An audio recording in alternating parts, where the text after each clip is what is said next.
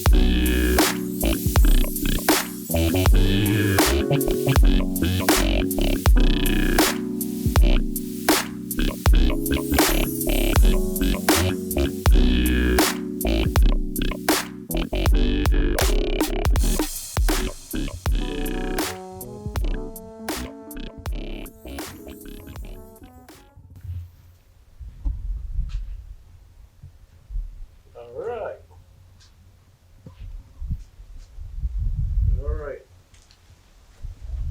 Yeah. Got the holes cut out now.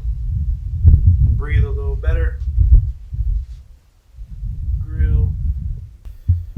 Pretty much it came out pretty good. The only thing I did notice while I was doing the cutting and when I was sanding is that the top layer is delaminating itself. I guess I didn't take off enough of the wax. I didn't clean it good enough. Got a little delamination happening. But overall, hopefully it doesn't get too bad around the holes. A little delamination. That's what we got so far. I'm just gonna continue. Slap some Bondo on top of it, sand it down, get it as smooth as possible, and we'll just continue with the work.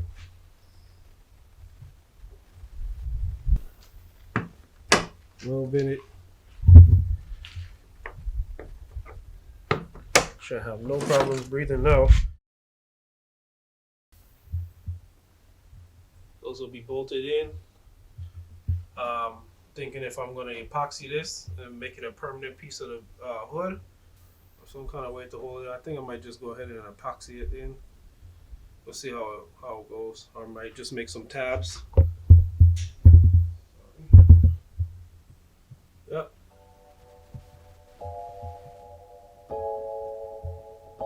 Overall, it looks good.